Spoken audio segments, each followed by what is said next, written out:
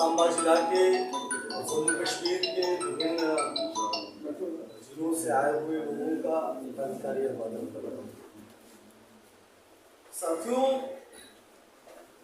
हम शांति चाहते हैं, लेकिन शांति एक तरफ से आती नहीं है।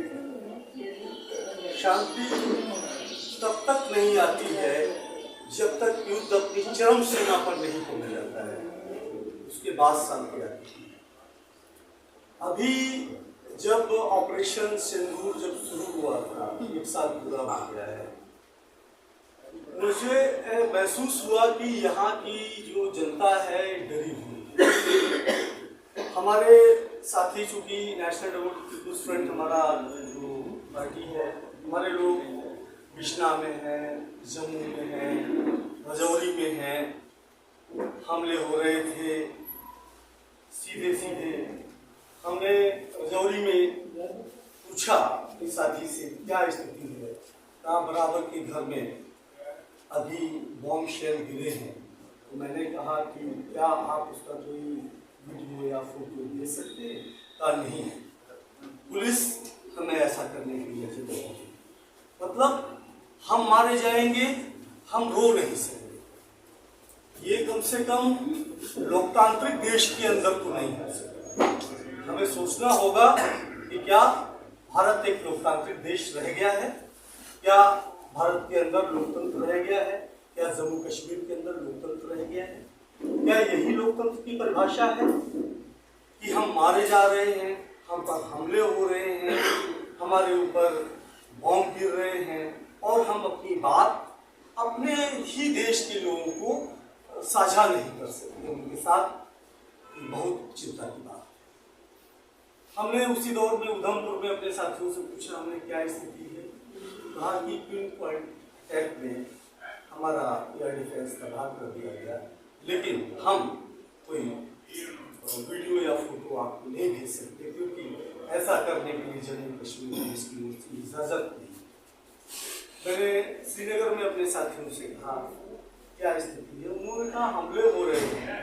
मैंने कहा क्या आपको कुछ वहाँ की जमीनी स्थिति का कुछ दे सकते हैं? कहा नहीं दे सकते क्योंकि जम्मू कश्मीर पुलिस अब इसकी इजाजत नहीं। तो मैंने जो महसूस किया कि लोग इतना डरे हुए हैं कि हम मर जाएंगे, हमारे घर तबाह हो जाएंगे, लेकिन हम अपने पड़ोसी की बात को इस मुल्क के साथ साझा नहीं कर सकते।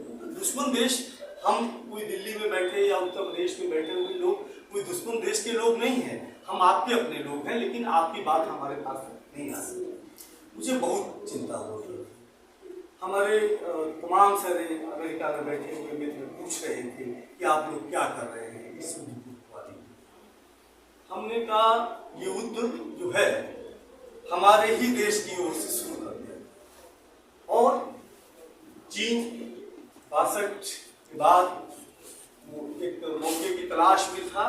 पाकिस्तान ने इस लड़ाई को वाया चाइना लड़ लिया और हमें कोई जश्न मनाने की जरूरत नहीं है। हमें तबाह हुए घरों के पुनर्निर्माण की जरूरत है। जिनके बच्चे शहीद हुए हैं उनको सहयोग देने की जरूरत है। जो पीड़ित यहाँ की जो मानवता है, यहाँ के जो लोग हैं, उनके साथ खड़े होने की जरूरत है ताकि इस दुख और पीड़ा को सहन करने की शक्ति उनको मिल सके और वे फिर से इस देश के लोगों के साथ खड़े होकर के जी सके। ऐसे हालात बनाने की जरूरत है।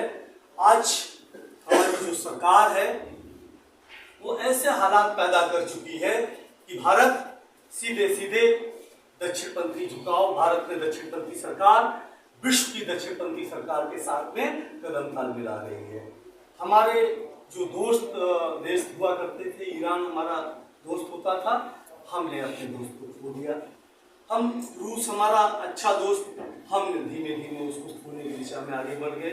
हमने क्या किया, उन दुश्मनों के साथ में जाके खड़े हो गए जो 71 वार में पाकिस्तान के साथ खड़े थे, उस अमेरिका के साथ में हम जाके खड़े हो गए। आज साम्राज्यवाद इस हद पे जा रहा है कि पूरी तीसरी दुनिया के देशों को निगल जाना चाहता है। फलस्तीन में जो तबाही है हम देख पा रहे हैं।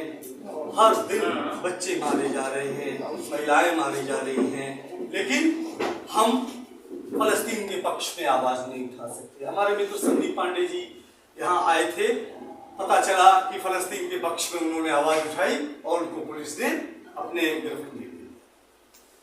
बहुत पीड़ा होती है कि क्या हम ऐसे देश में रह रहे हैं कि जब हम दुनिया में कहीं कोई तबाही हो रही है हम उसके पक्ष में आवाज नहीं उठा पा रहे हैं।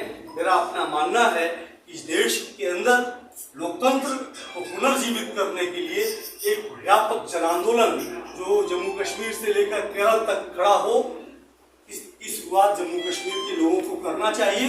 और हम क्योंकि पूरे देश में एक छोटी सी ताकत है, हम केरल के अंदर से, तमिलनाडु के अंदर से, कर्नाटक के अंदर से, देश के विभिन्न राज्यों से ये जो मुहिम अगर यहाँ से खड़ी होती है उसको बल प्रदान करने की कोशिश करेंगे। मैं तो आप लोगों से मिलने, आपको देखने, आपको सुनने के लिए आया था। मैं बहुत लंबी कोई बात नहीं करना चाहता हूँ, अपनी बात को विराम देना चाहता हूँ। इनकलाब जिंदाबाद।